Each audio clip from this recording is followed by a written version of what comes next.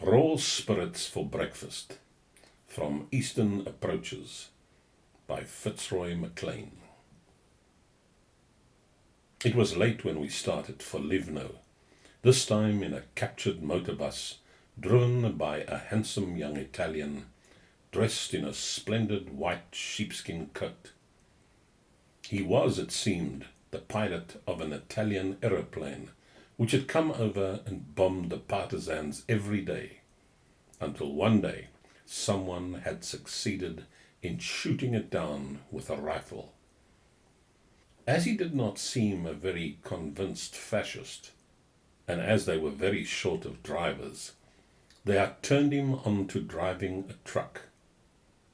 This he did with tremendous gusto, manoeuvring his clumsy vehicle as if it had been a dive bomber, and accompanying each flick of the wrist with a burst of grand opera, delivered in a rich tenor. But by now we were too tired to mind anything, and nodded in our seats as we jolted over the uneven surface of the road and shot round hairpin bends. We were to be given 24 men who would act as guides and escort during the first part of the march. When we reached the road, they would cause a diversion while we slipped across. Thereafter, we would make our way by ourselves to a house in a certain village where we would find reliable men who would put us on the right road to the coast. This seemed a good plan in the best Fenimore Cooper tradition, and before we set out, a good many healths were drunk to the success of our venture.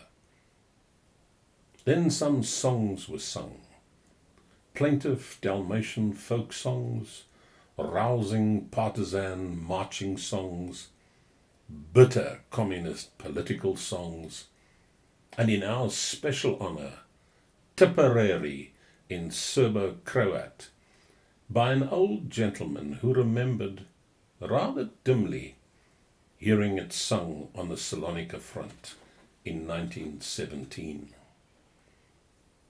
The last chorus was still ringing out as our little party wound down the hillside in the gathering dusk.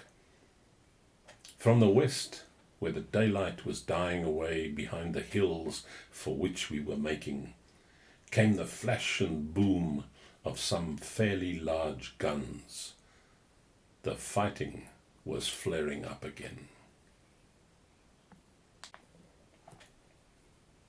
Dawn, coming up over the hills we had just crossed, was beginning to light the topmost pinnacles of the great range which rose like a jagged wall on the far side of the valley, the last barrier between us and the sea.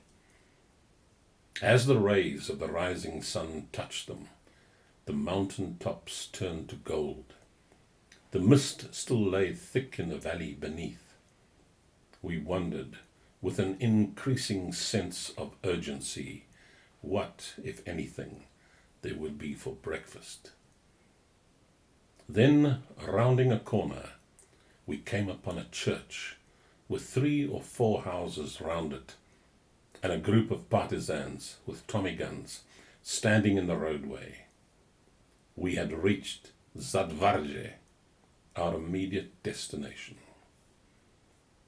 We asked for brigade headquarters and were taken to an upper room in the priest's house, the largest in the village, where we found the brigade commander, a young man in his early 20s, sitting down to a breakfast of black bread and captured ersatz coffee made from roasted grain. He asked us to join him, and eagerly we did so. It was not the breakfast I should have ordered from choice, but it was very welcome all the same, and was rendered doubly so by a bottle of rakicha, which was produced to wash it down. By now it seemed to us the most natural thing in the world to gulp raw spirits at breakfast. Just before we reached the summit of the ridge, we were overtaken by a thunderstorm and torrents of drenching rain, and for a few minutes we sheltered in a peasant's hut by the roadside, full of smoke and smelling of garlic, like a mountaineer's hut in the Alps. Then the rain stopped, as suddenly as it had started, and a few minutes later we reached the top and were looking down on the Adriatic with the islands in the distance, the jagged outline of their mountains grey-blue against the fading red of the sunset. Neither Mitcher nor my bodyguard had ever seen the sea before, so we waited while they accustomed themselves to the idea of so much water. Then the sun sank behind the islands, and we started on our way down.